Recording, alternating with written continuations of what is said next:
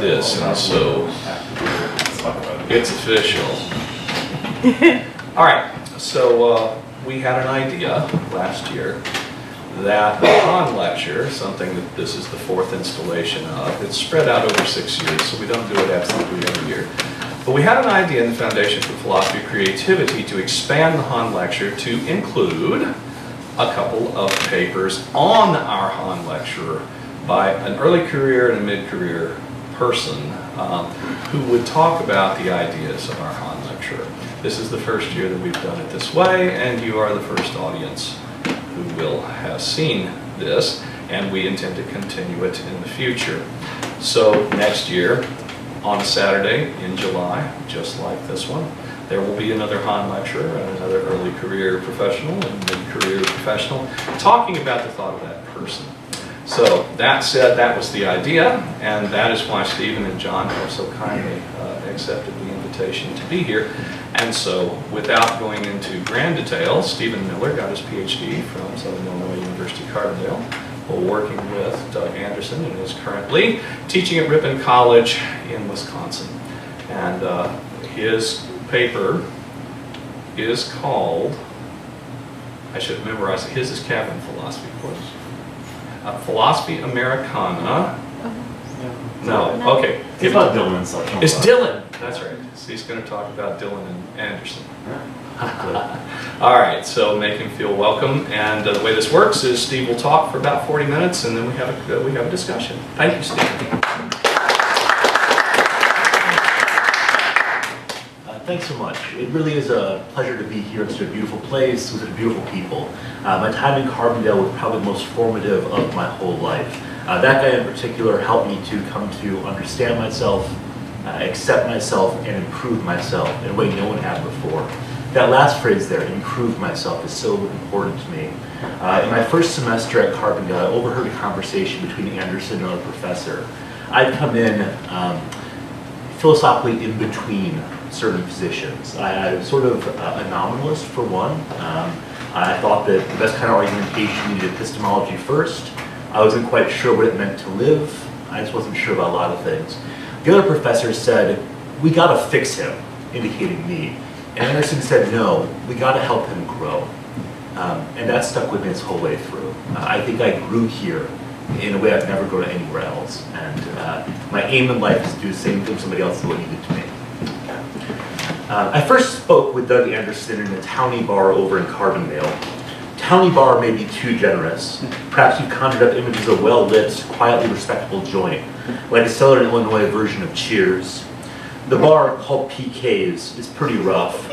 One online reviewer notes, if you don't like cleanliness, this is the bar for you.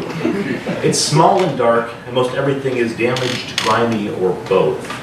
Regulars funnel in at 8 a.m. to start their days with $1.50 bourbon and coffee. There's a table cutely labeled The Office, and there are memorial plaques up for dearly departed drinkers. Late at night, people fall off bar stools, drink dollar beers, and inebriated men slide out of their shirts while rhythmically slapping their protruding bellies, gyrating all over the dance floor. This place has got what Anderson calls character. In my first week of graduate school, figuring I should meet other members of the department, I showed up at PK's. I'd heard that each Wednesday they put on a concert by the Bone Dry River Band, which included two of my new professors, Anderson and Randy Yorkshire. Philosophy grad students often anchored the concert audiences, so the show seemed an ideal place to start finding my place in the department's social hierarchy. But because I was anxious about meeting new folks and also wanting to appear dedicated, studious, and good, I brought along a book. While other students chatted amicably, I kept to myself, appearing to read intensely, despite the surrounding music and my secret desire to make a connection with the others, actually with absolutely anybody. During a break between sets, my pathetic isolation was shattered by a sharp, "Why the hell are you reading that?" This was Anderson, the first words he'd ever spoke to me. What I'd been reading was Dick Doherty's Contingency, Irony, and Solidarity. I didn't tell him at the time, but I was reading this book because Doherty was, after all, a pragmatist, and Anderson and Yorkshire were notable scholars of pragmatism. I wanted so badly to impress them, and my hopelessly untutored intuition was they'd think well of seeing me engaging with one of the greats of their academic tradition. Like many first-year graduate students, I was clueless about a great many things. What I wasn't clueless about was I'd just been called out, so I closed the book and quickly changed topics. When the music was started, I gradually began chatting with people who'd eventually become my friends. I also began paying attention to the music that was playing, and was sang along to audience favorites like Van Morrison's Brown Eyed Girl and the band's Ophelia. These Wednesday night trip outs became for me routine. They were my primary avenue of socialization during grad school, and along the way I actually learned how to socialize, a lesson I mostly missed in my shyly reclusive, computer game-infused youth. One spurred a real conversation, that is, to acting like a real human, was Anderson. During set breaks, he'd often amble up to a collection of graduate students, overhear our rambling, name-droppy chatting about somebody like Heidegger, Peirce, or Davidson, and wearily intone, "No philosophy after 9 p.m. At first I thought this advice was absurd. What else is there to talk about but philosophy? He'd clearly gotten his audience all wrong. We were all irredeemable nerds who'd willingly taken on nearly a decade of poverty in service of philosophical desire, ambition, and love for wisdom. However, as I eventually figured out, when Anderson demanded no philosophy after 9, he was actually saying that we need to carve out some humanity beyond our studies, engaging philosophically or otherwise with the world beyond the course we were taking. No philosophy after 9 p.m. just meant be a fuller person. At the time, though, I had only one question. Had Anderson forgotten that he was our philosophy professor? But no, as I came to learn, in those moments, at that bar, he wasn't. See, Anderson's got something of an alter ego. As you may know, he plays guitar, harmonica, and banjo. Sort of. And he's put out 3 albums. Not one of them has the name Doug Anderson on it. Instead, they're all labeled Ol' Moose. And that, at the bar and on the stage, is who he was. Wearing a tie-dyed shirt with a purple bandana wrapped to hold back his hippie hair, spitting out stories about a long-ago love he'd only called Sloopy. Though plenty of professionals, philosophy professors and otherwise, are into music and play out at bars, most of them put their actual names on the advertisements. I think there's something important about Anderson's not doing so.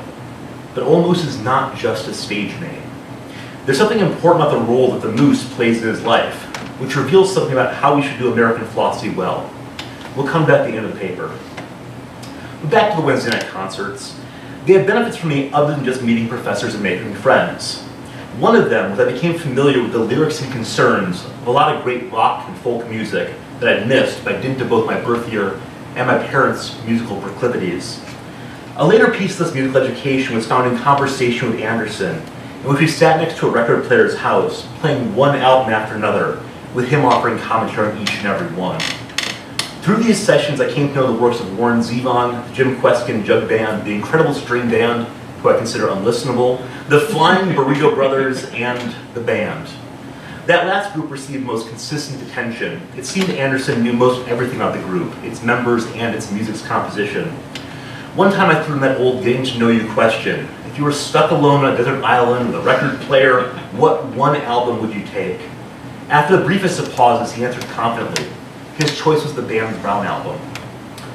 What it is about the band that so attracts me is something I'll leave for him to express. Following extensive scouring, I'm almost certain he's never actually taken up the band in print. Though in one interview, he did admit that he wants to take them up, saying that his music seems to intentionally pursue his kind of philosophical themes. For now, though, let me offer a quick historical gloss on the band that will serve to transition to the third person of the title. The title is Ol' Moose, Anderson, and Dylan. You may already know this, but the band's members found each other while working as a backing band for the American-Canadian rockabilly singer Ronnie Hawkins, best known for rollicking, frenetic, sometimes screaming covers of songs like Bo Diddley and Who Do You Love. The band was in Hawkins' employ up through 1964 when he fired one of their members for refusing to pay a fine for bringing his girlfriend to a gig. The rest soon quit in protest of low wages and a general sense of just being disrespected. A year later, they were hired on by another singer in need of a backup band, this one Bob Dylan. There's a lot more to say about the band and its relationship to Anderson interpretation, but for a moment, let's stick with Dylan, especially what we've gotten up to recently. We'll come back to Anderson in a minute. A couple years back, Bob Dylan won the Nobel Prize in Literature. With this award, the Nobel Committee had issued its final word on debate that had first raged in the 60s, whether Dylan's songwriting, all of its lyrical contouring for the sake of maintaining musical meter, should be thought of as a kind of poeticizing. In some quarters, the prize announcement was met with surprise and even dismay. Sometimes the responses were measured, as in a staid New York Times op-ed, which argued, by awarding the prize to him, the Nobel Committee is choosing not to award it to a writer, and that's very disappointing indeed. Other replies veered to the hyperbolically snobby, suggesting that something from the galaxy of pop music belonged absolutely nowhere near the pantheon of great literature. Exemplary is writer Gary Schuttengart's flippant remark, I totally get the Nobel Committee. Reading books is hard. These sorts of critique of Dylan as even possible poet have a long history indeed. Earlier today I decided to insert this one because Crispin Sartwell is here right now. In an article baldly titled, Why They Suck, Bob Dylan, he writes, Dylan's often been celebrated as a great poet, which is laughable in the face of the actual garbled claptrap he produces. The usual Dylan lyrics is an arbitrary and arrhythmic collage of pseudo-surrealist images. I'm fairly sure that Sartwell's in the no Nobel for Dylan camp. It's striking the distance between evaluations of our cultural producers. Not all evaluations of Dylan's prize are negative, of course. Some claim Dylan's award would revivify the prize and grant it relevance to a culture that's consuming less and less written material. Others saw the moment in its broader historical context, such as Salman Rushdie, who noted, from Orpheus to Phase, song and poetry have been closely linked. Dylan is the brilliant inheritor of the bardic tradition. Great choice. What Rushdie implicitly rejects in this endorsement is the error of purist compartmentalization, desire to keep neat and tidy distinctions between various media, modes of expression, and elements of experience. This error is one of conceptual atomism, and it undergirds the shock that popular music could ever be understood as, or even really be, a kind of poetry. It's also at least in the neighborhood of one of the impulses that led to Plato's sermonizing against poetry. Though as Anderson almost always reminds us, Plato's tossing out the poets is historically contextual, and its meaning is highly ambiguous, given the Republic's dramatic form. The sort of purist compartmentalization that I've identified here trades in exclusive disjunctions, identifying clear contrasts and turning a blind eye to vaguer potential overlaps. These neat categorizations work great for inferences of deductivist logics, but not nearly so well for making sense of life's often messy contours. This way of approaching the world does philosophy contra poetry, high culture above low, literature against song, and a sense of philosophy it's divorced from, maybe even must be divorced from, pop culture. In his own work, Anderson has striven to show that philosophy is in pop culture, and pop culture is in philosophy too. Here's what he had to say on the interrelation a decade or so back. From sports talk radio to art criticism to pedagogical theory and pop music, philosophy is always at some level operative in American culture. Moreover, it's striking that professional philosophers teach, say, ethical theory or metaphysics, and then go home and listen to everything from folk music to hip-hop and everything in between, but fail to draw any clear lines of connection between the two parts of their life. The references to bridging these phenomena pepper most of his writings. They're in no place more fully evident than in his 2006 Philosophy Americana, an essay collection that in part shows the philosophy just below the surface of rock and roll, beat literature, country music, and most every element of American culture. But insofar as the philosophy isn't explicit, he shows that one's often got to do some real work to find it. You're not going to notice it right away.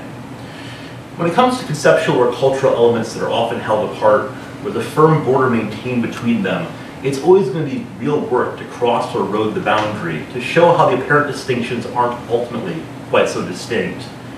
This is one of those themes that Anderson spent a lot of time working on. His most obvious point of influence here is Gloria Anzaldua's mestiza thought that also makes consistent uses of Peirce's logic of vagueness and its attendant commitment to cynicism. This comes down to a belief that behind any apparent dichotomy, there's an ultimate level of continuity. The distinguishable is neither the permanently distinguished nor the truly distinct. For Peirce, much like Spinoza and Hegel, there's got to be some sense in which it all ultimately hangs together. But discovering or remembering those connections while overcoming apparent discontinuities is not easy. This point is exemplified well in a particularly touching passage in Philosophy Americana. Anderson's just finished explaining that until recently, Spanish hadn't counted as a legitimate philosophical language. Many graduate departments refused to accept competency in Spanish as fulfilling their PhD language requirements. This refusal led to an exclusivist conception of philosophy, and worse still, a truncated understanding of the contents and meaning of American philosophy. After all, plenty of Americans live and express themselves philosophically and not in Spanish. But assuming that we here are not responsible for graduate department language requirements, what can we do to fix the problem? Anderson tells us plainly that we should all be learning Spanish right now, doing the difficult work to start crossing that boundary. And why should we do that? Well, here's to me the touching part of the argument. We learn these languages, he says, because someone lives in them and is at home in them. Border crossings allow us to reach out beyond ourselves, connecting our finite being to the places where there are already others, folks with experiences, wisdom, hopes, and kinds of humanness that are not our own. Someone lives there, someone's at home there. That's all we need to know that place or framework is worth our exploring too. As a side note, given the current political situation, this point about Spanish has taken on even more immediate and pressing importance. Debates around the US population's monolingual habits are almost always tinged with a sense of superiority or triumphant isolationism, almost as to say, why does it matter where other people are at home? I'm at home right here. These attitudes, which both rely on and reinforce divisiveness and division, are part of what licenses our nation's ongoing cruelty to immigrants, asylum seekers, and people who just aren't from around here. In this historical moment, learning Spanish is not just good for understanding, inhabiting, and finding a home with and through other people. It can also be seen as an action of significant political protest. Okay, back to Anderson. By now it should be clear that he cares about showing the consonances between seemingly divorced elements of culture. It's of course clear that he's a fan of all things Americana, including folk music. And so it was that I found myself in his living room earlier this year, eagerly queuing up a recording of Bob Dylan's Nobel Prize lecture. Though Anderson knew he won the award, he hadn't heard that Dylan finally got around to accepting it and releasing the mandated lecture. Perhaps you're in the same boat. Though news of the award and Dylan's initial indifference to it received a ton of press, the lecture itself barely registered. Knowing he hadn't heard it, I figured it was my responsibility to keep the old guy in touch with the ongoing movements of Americana. In most other years, the Nobel Prize in Literature lecture is given publicly in Sweden during a famous ceremony at which the award is handed over. Videos of these lectures are freely available online. In almost all cases, the Nobel laureate stands alone at a lectern, dressed formally, surrounded by marble statues, reading aloud to an equally well-dressed crowd. It's a pretty snooty affair. Whenever there's a verbal pause, perhaps for a rhetorical point to sink in or for the reader to take a sip of water, there's mostly silence. Dylan's lecture deviates from all of these precedents. It was recorded privately, audio only. Who knows what he was wearing? I like to imagine a floppy hat and bolo tie. And then there's the music. Behind his sometimes bouncy, sometimes grinding pronunciations, Dylan's got a piano going, churning out muted jazz.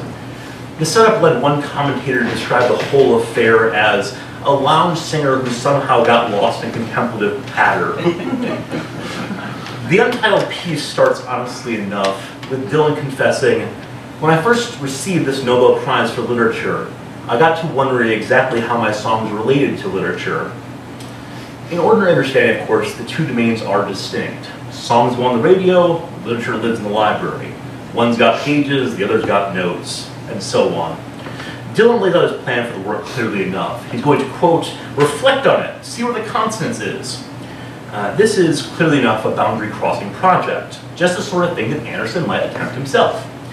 As for Dylan's lecture, however, though the Swedish Academy's permanent secretary called it both extraordinary and eloquent, not all audiences were equally impressed. We made it about 3 minutes before Anderson chuckled grimly and started cursing, repeatedly. Dylan had just recounted his folk superhero origin story. Way back in 1959, from a concert stage, Buddy Holly looked him straight in the eyes and transmitted something. A few days later, Holly died. I first thought Anderson's response was recognition that Dylan's awkwardly mythical claim belonged less to a Nobel Prize lecture than in the pages of a Marvel comic book. It was an autobiographical tall tale in a venue that at least pretended to demand respectability. But no, as the lecture continued, down to the meat of the argument, Anderson continued to be unimpressed, maintaining his part in a calm response between Dylan's utterances and his own exasperated eye rolls and mutters of bullshit. And eventually, in a rhetorical crescendo, tedious waste of time, pretentious bullshit. What I want to do in the rest of my time today is to get a sense of what went wrong. Dylan's lecture, from the outset, seemed like a perfect Anderson project. It had folk music, border crossings, and Americana. It was a rejection of the split between high and low culture. It was hoity-toity continental elites, people who likely wore berets unironically, recognizing the value of a guitar, a harmonica, and the language of heartbreak, protest, and striving. But it was instead a disaster. Once I figure out what went wrong, I'll be extending some of Anderson's insights about culture in order to critique Dylan and to hint towards a fuller understanding of the relationship between popular music, literature, and what we are and should be doing when we're philosophers. Before I lay out the rest of what Dylan actually said, I've got to admit one possibility that would undermine most any analysis. It's possible this Nobel Prize lecture was an exercise in japing irony, a 30-minute long, $1 million refusal to take seriously the relationship between literature and song. After all, for at least a few of you, the name Dylan just means fraud. There's relevant precedents for this interpretation. Back in the mid-1960s, at a press conference, Dylan was requested to categorize himself as poet or singer. He famously replied, "I think of myself more as a song and dance man, you know?" In further evidence of the singer's insouciance towards conceptual characterizations, moments later, he refused to reveal where he placed himself on the folk to rock axis, instead insisting absurdly that all of his products were either vision music or mathematical music. Dylan's neither of those. Now, frequently Dylan has refused to take up interpretive questions, saying that addressing them is somebody else's job. He's already got his work to do. As he put it by comparison a few years back, I would reckon Shakespeare thought himself a dramatist. The thought that he was writing literature couldn't have entered his head. When he was writing Hamlet, I'm sure he was thinking about a lot of things. Who's the right actor for this role? Do I really want to set this thing in Denmark? His creative vision and ambition were no doubt at the forefront of his mind, but there are also more mundane elements to consider and deal with. Is the financing in place? Where am I getting a human skull? I bet that the farthest thing from Shakespeare's mind was the question, is this literature? What Dylan's keying in on here is that when you're in the midst of creating, there's already plenty else to worry about, such that the further question and interpretation are simply too much. Now, it's one thing to be unwilling to engage with difficult inquiry, like scanning the apparent border between song and literature and setting to show the actual overlaps. It's another thing to be unable to do so. My sense is that Dylan is clearly able to take up the project. Whatever else he may be, he's not stupid. And, as noted above, he claims to be, in this very same lecture, engaged in the question of how song and literature come together. Thus, insofar as he's able and willing, for the purposes of what follows, I'm going to take Dylan at his word. This decision may just speak to my interpretive naivete, but it's also the only way to get much of anything out of his words. Following the autobiographical introduction, Dylan gives an account of his music's history, from Leadbelly to the New Lost City Ramblers, from Appalachian ballads and English courtly airs to cowboy songs. The emphasis here is on connection, showing the ties that bind his music to that of his forebearers. There's at work here is a clear sense of inheritance, of placing his person and his output into traditions. No matter the embellishments along the way, this is a moment of real honesty. Like so much else in life, music, and especially folk music, is never a wholly individual enterprise. This is especially true of the music on which Dylan first made his name, much of which is recorded in liner notes as resettings of traditional tunes, and some which has since been labeled outright plagiarism.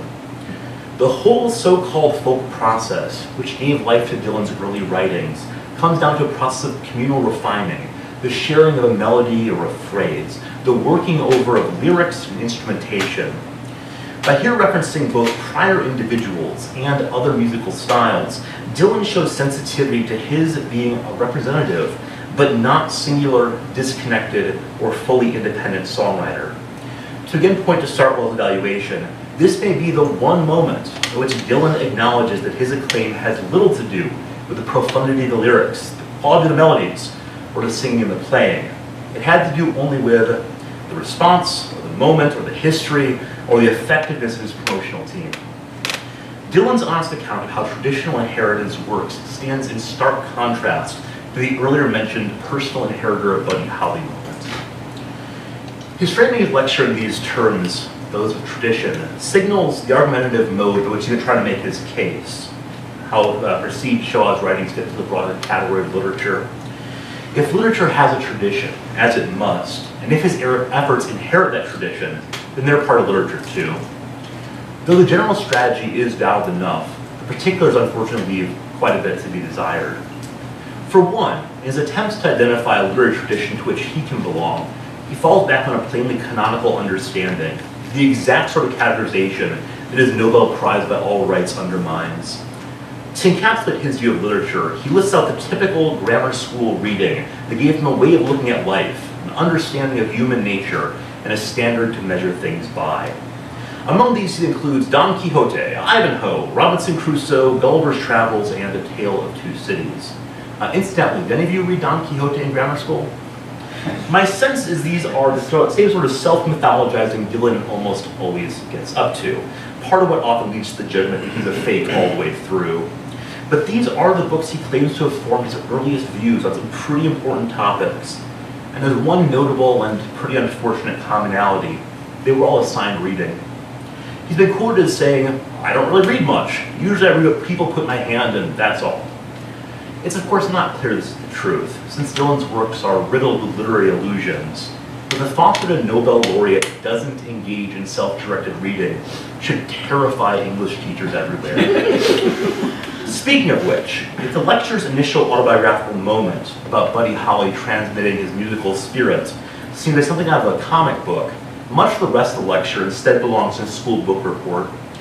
Fully 20 of the lecture's 27 recorded minutes are devoted to summarizing Moby Dick, All Quiet on the Western Front, and The Odyssey. The language used for this task occasionally verges on the puerile, as in, Moby Dick is a fascinating book, a book that's filled with scenes of high drama, dramatic dialogue. Or, The Odyssey is a strange, adventurous tale of a grown man, kind of repetitive grown man, trying to get home after fighting in a war. Not exactly the stuff of great literature. Despite these limitations, there are some pithy moments along the way, but there's almost never any analysis or response. It's just straight summary of 3 books, written as if we've never even heard of them. This happens, then that, the end. And after the end, Dylan winks towards the theme that the book exemplifies. With Moby Dick, it's ceaseless but fruitless struggle, and he says, that theme and all it implies works its way into more than a few of my songs. All Quiet on the Western Front comes up as a protest of the anguish of war, while the Odyssey has at its core journeying and homing. Themes that, he says, have worked their way into the ballads of a lot of songwriters. Homeward Bound, Green, Green Grass at Home, Home on the Range, and my songs too. No doubt the Dylanologists are already at work identifying how each of these themes showed up in Bob's songs, but he doesn't offer them any additional clues. And further, that's about as far as the argument goes for his music's inclusion crossing over the boundary into literature. This concluding paragraph opens, so what does it all mean? Myself and a lot of other songwriters have been influenced by the very same themes. And they can mean a lot of things. If a song moves you, though, that's all that's important. I don't have to know what a song means. I've written all kinds of things into my songs. I'm not going to worry about it, what it all means. The sentiment at work here is pretty darn murky, but I think it goes at least 2 ways. First, it's another example of his ongoing refusal to do the work of interpretation, figuring out how his songs might go beyond themselves. Fine. But past that, it's also the moment at which he could have synthesized, could have shown us how to cross that border between literature and song, but just didn't. And that's, in my view, what ultimately went wrong for Dylan. In so many of his classic works and greatest hits, he at least seems to engage in intense introspection, scrutinizing feelings, ideas, and experiences. The same just doesn't happen here. This lecture, which was meant to show the constances and perhaps even identity of much literature and songwriting, winds up reinscribing just the same old distinction. Here's some literature, says Dylan. This literature has some themes. These themes are also in the music. And that's that. There's no moment of harmonizing, no realization of the lyrics themselves, with their explicit and implicit themes in hand, are, or at least could be, the literature. If all it takes to be literature is to share themes with Moby Dick, then the ceaseless struggle of if you give a mouse a cookie makes it literature too. And yeah, Homer's Odyssey is about difficult journeys, but so too are my grandfather's exaggeration about walking to school uphill both ways. Touching on, or even centrally using a common theme, doesn't make one's work the inheritor of a literary tradition. At best, it's evidence that one shares the same concerns, maybe is part of the same culture. Maybe feeling the pull to express such basic views just means you're a human after all. Dylan ends his lecture with a provocative challenge that risks undermining any connection between song and literature. He rightly reminds us that if we're not careful, our literature can end up deified but dead. But he goes too far while making the point. He says, while archly canceling basically everything said previously, that songs are unlike literature. They're meant to be sung, not read. The words of Shakespeare's plays were meant to be acted on the stage, just as lyrics and songs were meant to be sung, not read on a page. Pointing to this sort of authorial intent about presentational media is a dangerous game. It risks crystallizing a work, losing out on further possibilities of expression and analysis both. He's surely right, the fullest expression of his work is found in his own performances. He was first. Lyrics taken independently, their melodies, or even sung by somebody else, might make them into something else. What he misses, though, is that literature can move from one mode of expression to another without complete loss. The border-crossing transmutation may well actualize latent possibilities. It doesn't necessarily destroy what made it literature in the first place. My evidence for this claim is found in the history of work of an author Dylan's already mentioned for us, Homer. The Homeric epics, including the Odyssey, were intended to be sung. These days we just got the lyrics, we've lost the melody. By Dylan's own admission in this lecture, it still managed to be literature anyway. Maybe Dylan didn't know that about Homer, or maybe he's just worried that bereft of their tunes recorded in black ink on the paper, his lyrics no longer do the expressive work they did in their original home, his songs. After all, he created them all together, word and music, culture and context, and history jammed together in neatly rhyming boxes. Without these, they just aren't his songs anymore. Remember, for example, that his only response to Jimi Hendrix's definitive cover of All Along the Watchtower was, "He played my songs the way I would have done them if I was him." Dylan's understanding of a song's being seems to be tied up with performer and the contingencies of the performance. While he is right, the apparent elevation from song to literature might kill a piece, there's an equally stultifying risk in trying to maintain one's exclusive right to demarcating how the work goes. So that's where the lecture leaves us. On Dylan's view, if there's a connection to be found between literature and song, or at least between literature and his songs, it's to be discovered through identification of shared themes. But part of the work of the artist is to keep art alive. And one danger of understanding any art as literature is that it'll wind up divorced from its context, deadened through the inevitable process of evaluation and analysis. Given that Dylan's an active artist still, it's not too surprising to be sensitive to ensuring his music's vitality. A willingness to treat songs as literature, really digging in, connecting, interpreting, just risks too much. There's a danger of his losing control of the narrative. So he just won't do that job. But by presenting a lecture on a Nobel Prize on his stated subject, song and literature, he could no longer remain intentionally disengaged from the singer or poet dichotomy that had been hounding him since the 60s. He apparently didn't see a way to endorse the necessary, though perhaps too fastly stated, both and. So he retreated to the obvious one. On his own terms, Bob Dylan continues to be not a poet, he's a singer, an old song and dance man. If that self-characterization helps Dylan sleep at night, fine. What it doesn't do for us, though, is work through the interrelations between literature and song. For that, you need somebody like Anderson, ready to engage deeply with the contingencies that produce the culture, and the culture that produces the artist, and the artist who produces a song, all together at once. You can't understand Dylan's music as literature in isolation from all the rest. The song simply cannot be confined as the final product he expressed. This is in part because the work of creativity, as imaginative free play, must be playing with something. Maybe a set of tropes, concepts, experiences, immediacies, firstnesses, whatever. Ignoring that truth ignores whatever chance we've got of making sense of the meaning and value of artistry, and probably the whole culture too. Dylan's of course not the only writer to make this sort of half-hearted attempt at border crossing. Just the same error often happens in contemporary philosophy. In a desire to show how philosophy can matter beyond the narrow confines of literary debate an author finds himself in, plenty of writers nod toward cultural phenomena without engaging deeply. And of course, the whole industry of pop culture and philosophy books which justify themselves as public education, hooking people in for serious philosophy with a spoonful of something they might already like. These books intend themselves as border crossings, helping people who aren't at home in philosophy take their first steps into the river of reflection. They aren't all successful. So often, though, these philosophers and XYZ collections use their hook as an excuse to attempt primarily to their favorite philosophers, and thus become mired in uninteresting technical details. The pop culture winds up revealed as veneer. It's only by translating the pop cultural content into a more formal idiom or debate that some of these philosophers even know how to talk about it in the first place. This critique is of course analogous to Dylan's worry about elevating his songs to literature. When pop culture comes to philosophy, it's often about to be given a burial beneath a mountain of dry irrelevance. These false border crossings, whether intentionally lacking or rising to their author's inability or inexperience, likely wind up doing more harm than good for the state of philosophy beyond the academy. They do help people see these though. What would be better is a more balanced approach to bringing together reflection and living. As most everybody in here knows, that's the impetus for a whole bunch of American philosophy, responding to the pushes and pulls of lived experience, the concrete situation of reflection, the lives of quiet desperation.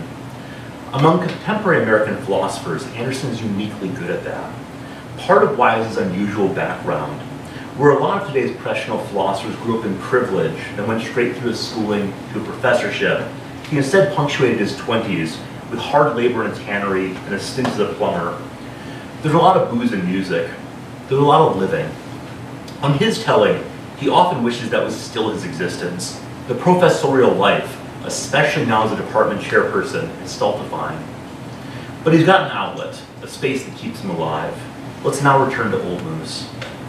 The Moose nickname originated way back when, in his telling, we used to have a flatbed truck and we'd haul out an upright piano, strap it to the wall of the flatbed up by the cab, and we'd drive around and play music off the back of the truck.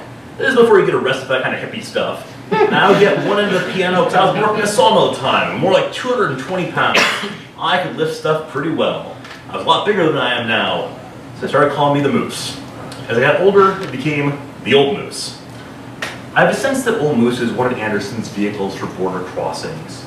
The Old Moose persona allows him a creative space which remains largely independent of academic life, while still providing a test ground for living, feeling, and working out and understanding of philosophically robust phenomena like creativity and expression. It's the place where he's able to express and interpret his philosophical, musical, and experiential sides to one another. Old Moose hasn't invoked C.S. Peirce, yet, though he has quoted from William James. Dr. Douglas R. Anderson hasn't, to my knowledge, responded to a breakup by sipping some Bombay gin, playing Big Lebowski on the TV, and praying, honey, you don't come home again. But it's clear the various sides all fund one another. I suspect that Old Moose aids Anderson in connecting seemingly disparate features of his life in a host of other ways, but a second key one is by uniting different eras. Somewhere around a third of his published songs deal explicitly with far earlier parts of his life, many of them about the sorts of trauma and frustration that most of us jam down deep and deal with only in therapy or as part of religious conversion. Since the Moose persona has been consistently around for decades, it's able to bridge, make sense of, and offer continuity to much of his life, philosophical and not. That may be why so many of Moose's references and allusions are to an earlier era, even in songs that take up the contemporary situation, as in his anti-Chicago, anti-Springfield, anti-corruption tune, The Governors of Illinois, which predictably yet delightfully rhymes Governor Rod Blagojevich with son of a bitch. Now, I'll say up front that I may be wrong about literally all of this. I may be reading too much into Old Moose. Maybe Anderson will stand up and say it's just a silly nickname he carried over from his youth, period. I don't think that's right, though. After all, Moose is more than a stage name. It's also the label he uses when he visits mystical communities, goes to Burning Man, and with many of his closest friends. I think self-identification as Moose is just an especially good way of encouraging him to attend to and hold on to the continuities. In evidenceless, let me tell one last story. A few years back, I had a chance to meet one of his oldest friends, a guy named Russ. A group of us had gone to upstate New York for a long winter weekend of snowshoeing, snowball fights, and snow golfing. There was a lot of snow. In a quiet moment, with Anderson out of the room, Russ turned to me and said, "You know, he's the biggest 16-year-old I know. He's always been this way. He's always been youthful, he's always been aware, he's always been having fun, no matter what." I put that sentiment this way. Though he's a first-rate philosopher and interpreter of the American tradition, Anderson hasn't stopped living. So many of us retreat into our books, our research projects, Brian Leiter's website, our sometimes monomaniacal focus on argumentation. We somehow convince ourselves that we live near the culture, but we don't also live in the culture. We keep doing philosophy after 9 p.m., and we risk no longer being, or at least thinking of ourselves, as regular human beings. This, in my estimation, is our greatest and likely most enduring philosophical challenge from Anderson. See the borders between ages, concepts, cultures, media, mode of expression, ways of doing philosophy, and divergent lives, not as permanent, full, and final division, but instead as places of connection to get doing some work. Find ways to struggle against the borders, doing what we can to overcome the comfort of our consistently privileged and somewhat set-apart lives as philosophers. Don't demean, don't be a coward, live. Go out there and engage, striving to find a fuller sense of both ourselves and something worth reflecting on that might wind up mattering after all. And what's the argument for that? Someone, in fact a lot of someones, live there and are at home there. Maybe we should try to make sure that we and our philosophies can still get home there too. Thank you.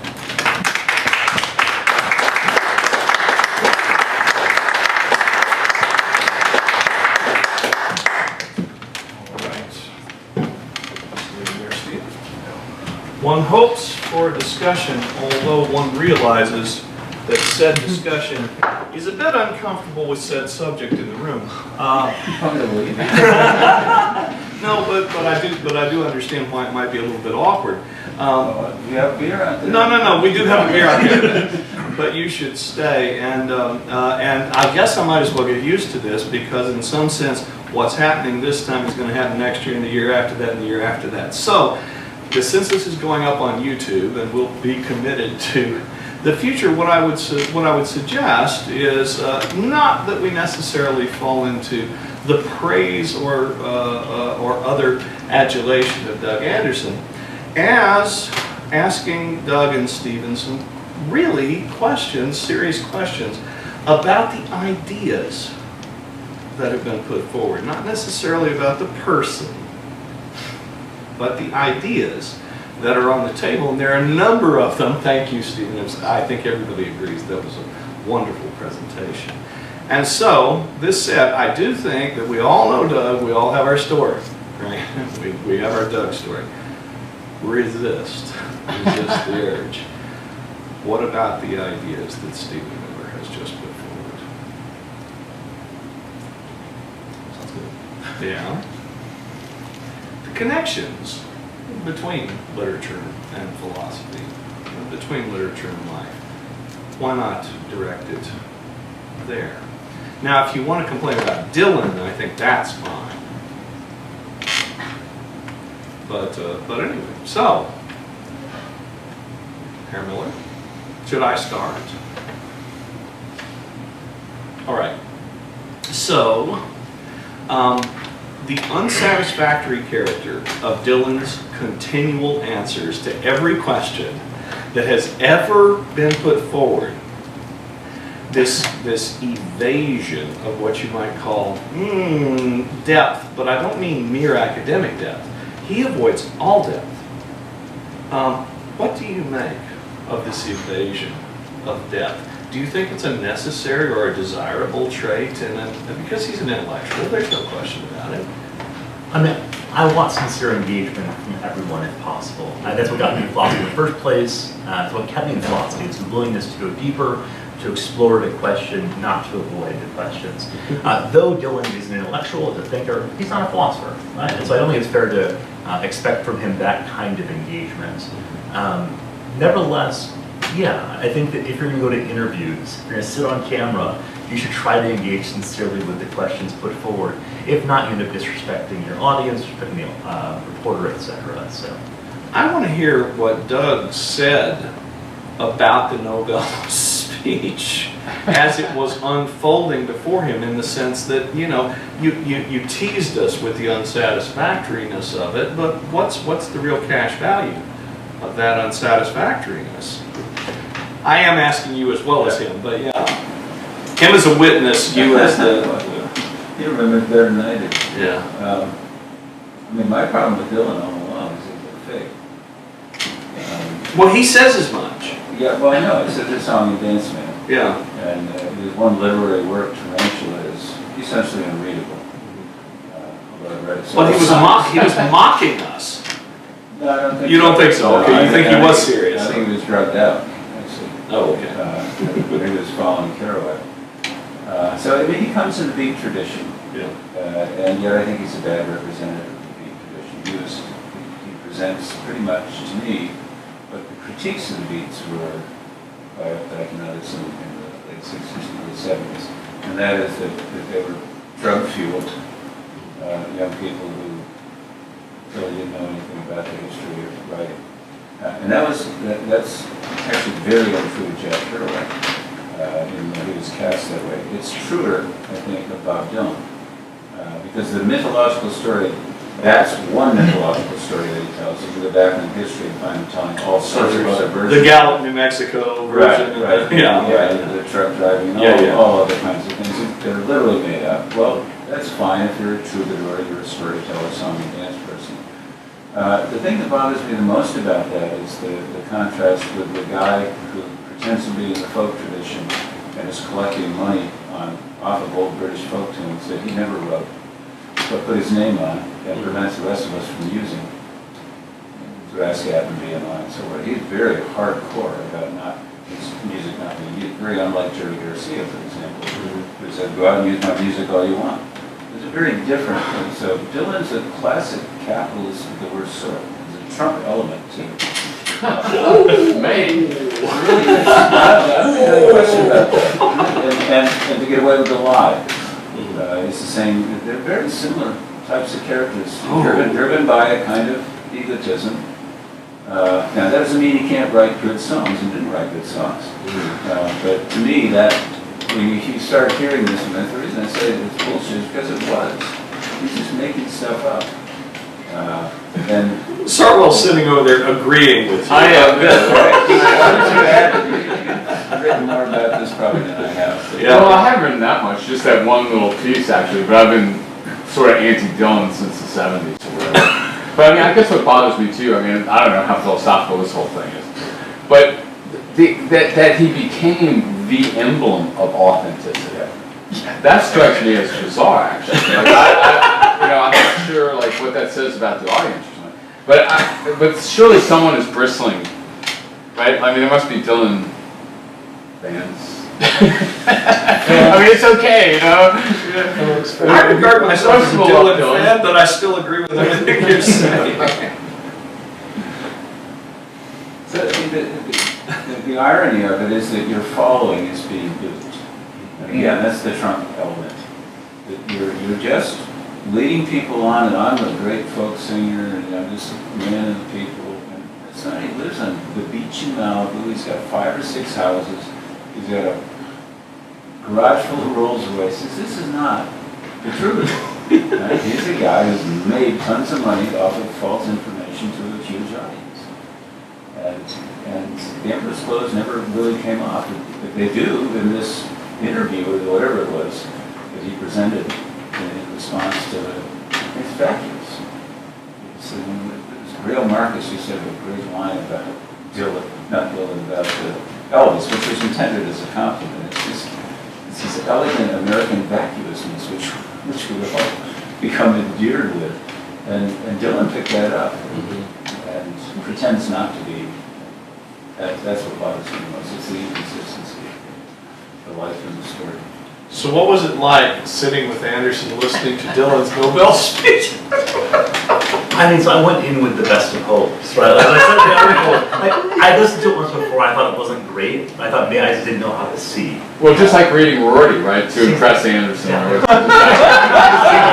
All over the crowd, right? What are you reading that for? I don't know folk music that well, but I went to Anderson for the folk music, and so I said, okay. In the same way that I don't really know how to make sense of a lot of contemporary art, but a contemporary artist can tell me how it works, Anderson will tell me how this thing works. And I put it on, and I was sort of disappointed to see that I was actually missing nothing. By the way, I have to confess that I'm about 90% certain I was the professor who said we have to fix him. You did. So, just saying, that was very deft of you, but I'm pretty sure I'm the one who said we have to fix him, and Doug said, no, we have to help him grow. But the fact of the matter is that I would have helped you grow if he fixed you.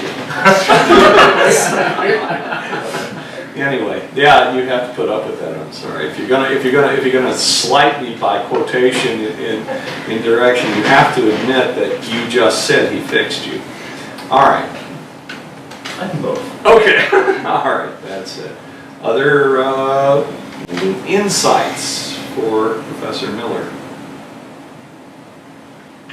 This is a problem of authenticity, it seems like, right? Do that's kind of what we're doing. so the posterior. This problem of authenticity seems to be kind of a common theme of the. Yeah. I grew up in an adamantly anti-Dylan household. Not because of politics, I mean because he didn't go far enough. I was like real leftists and who played real folk music, you know, and Dylan to them represented everything wrong. Well, you wrote your master's thesis on Pete Seeger. Well, you know, and the idea, and this is where I was going to go with that, is that, oh, well, Pete Seeger, he's the old school folky, right? The guy who rode trains with Woody Guthrie and did hootenannies and all that stuff, and that's real authenticity. And then I met him, and it was like Dylan. I mean, it was a performance. And I think that this is the story of folk music and American culture. There's kind of a coming of age that happens from the 50s through the 60s and the 70s. And I think folk music represents a good chunk of that youth turning into cynicism, right? And Dylan represents, I think, he's got his feet fully in like all 3 decades, right? And that transition.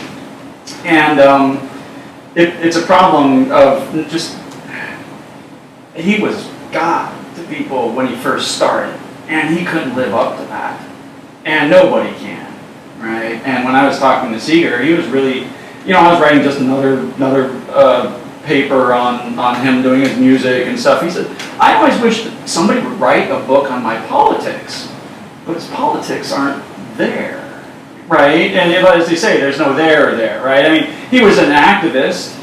For 5 decades, he was a consistent activist in all the right causes, but there's nothing there, right? When you really look at it. And I mean, of course, I didn't say this to him. Right? I'm sitting in his kitchen. I was afraid what might happen. Because there's a cult. Yeah, there's the cult. Can you say what you mean by them not being there? Just because I don't know enough about it. Well, I mean, okay, it's kind of a reference to, I'm not sure where that phrase originally came from, there's no there. I think it's Yogi Berra. It seems right, I think so. No, it's Gertrude Stein. It's Gertrude Stein. Okay. So it's a little better than. And then there's the Dylan documentary called I'm Not There, yes, which is revealing of that, you know. And so I'm kind of playing with that a little bit. Okay. You can't find the core of who is he really. You're talking about Dylan or Pete Seeger? Both. Both. They both suffer the same problem. And Yogi Berra. And I mean, in the search for authenticity, I mean, I think, no, I mean, it's hard to say with Dylan. Pete Seeger, if nothing else, is earnest, right? And authenticity to him is really important. But he did a lot in terms of breaking down the barrier between singer and audience, right? Very important barrier. You put a performer up there and suddenly we become passive. He wanted people to we'll have a sing-along before the paper gets presented, right? We did do that. Right? I mean, Corey and Pete weren't. That's Pete Seeger's vision of the world, right? This is a literary piece happening with music, Yeah. right? And presumably, I guess Dylan had, good intentions when he didn't do it, but it's the authenticity, I think, burn out really quickly with him. Yeah. If it was ever there, Dylan, I'm saying. There's With Seeger, it was a longer fizzle, but he'd done what he's been doing for so many decades, and just telling, he went into just like telling the same old stories. It's just like by rote, you know what I mean? And so it turned into the same thing. So the authenticity question. Yeah, so in reading for this and thinking about this, I stumbled across a Real Marcus article on Dylan about authenticity. And it said in passing, if we wanted to be authentic Bob Dylan, to be held on to and really understand him, he should have died in his motorcycle accident. I was going to mention that. Insofar as he stayed alive long enough to have the ups and downs of his career, both through popularity, when he was putting out his Christian phase, all the rest, there were just too many different moves. He peaked too early and constantly seemed to be striving it back there again and again and again. In the paper, I tried to move the authenticity question of music to that of philosophy also, whether to be authentically an American philosopher, but also a philosopher in America and all the rest. And that's a challenge I think Anderson's work is so important, and one that I'd like to think about together if possible. But. I couldn't agree with you more as somebody who's known him for more than 25 years, but I want to hear what Doug says about authenticity. I don't say anything about authenticity, but I would like I knew you would do that. Yeah. I want to, because we're going to get stuck in the Heideggerian thing now. We really don't want to do that. But to come back to the example of Pete Seeger, whom I saw at the very first Earth Day in New York City, Washington Square. And so he was an activist. He was real. When he was with the Weavers, they were blackballed from the radio for being communists. He went through the whole un-American thing. Of course, they were communists. They were communists. But in the 30s and 20s, communists were okay. Yeah, that's right. It doesn't happen until the 1950s. Yeah. We're in a similar ballgame now, so culturally it's interesting to look at those two.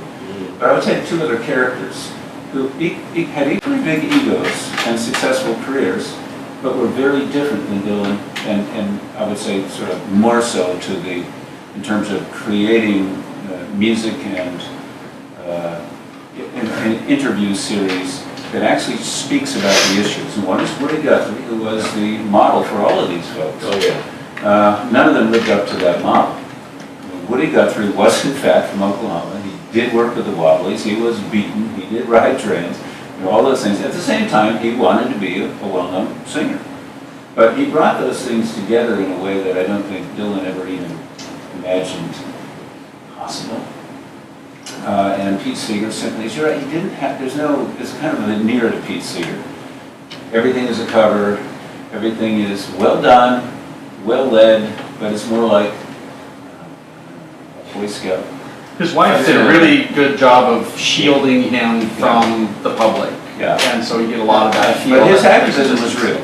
And from absolutely. the Clearwater and cleaning up the Hudson. Yeah, it was effective. It is effective. But the other character I would raise is Joan Baez. And because if you track her career, she was not only an activist, but she was writing in newspapers, op-eds, from the time she was young to the time she was old. She had a privileged upbringing, but she actually remained not just engaged in activists, but writing across, going to Vietnam, doing things that were not done by other people.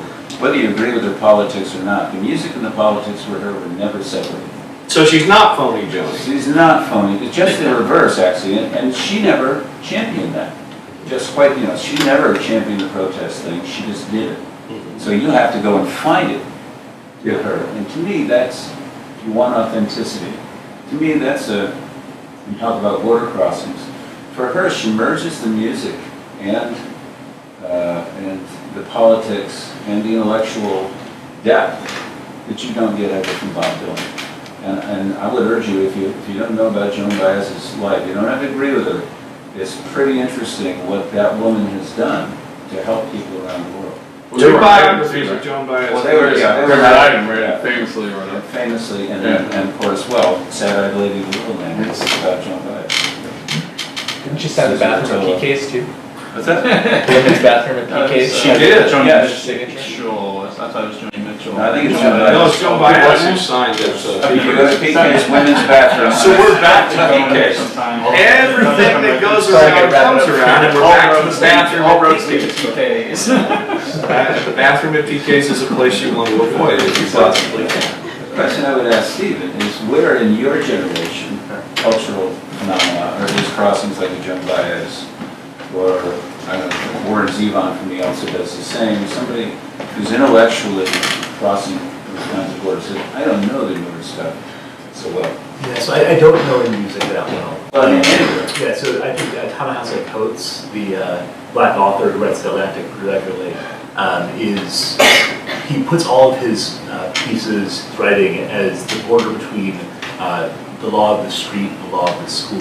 He wanted to value the exceptional in school, couldn't pull it off, spent time on the street instead. So in his writing, which has been bolstered by Obama's presidency and what's happened since, he's honest about where he comes from. And I think maybe that's the thing that I'm always looking for when I think about the authenticity kind of question is, to what degree are you respecting history? Are you respecting your own upbringing, your own constitution, whatever that might be? So, yeah, Coates probably one jumped out most for me. By the way, there's a person in this room who did very similar things to Joan Baez with a little forest down in Texas. Yeah, Sitting right back here. I gotta say, Pete created a massive national biological preserve when the concept didn't exist. So, And that's the sort of thing I have in mind when I think about the differences between the more or less authentic people who are doing those kinds of things.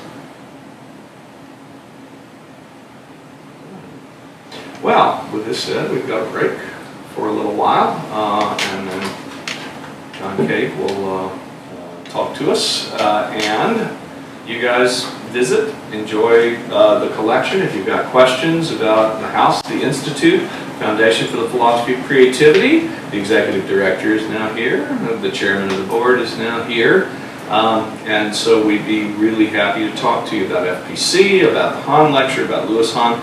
We're going to talk a little bit about Louis Hahn and about the history of that organization and how this came into existence when we introduced Doug this evening. But between now and 3:30, when John talks, we're in social mode. Not that we're not in social mode, we're in informal social mode. So thank you guys, and thank you, Steve.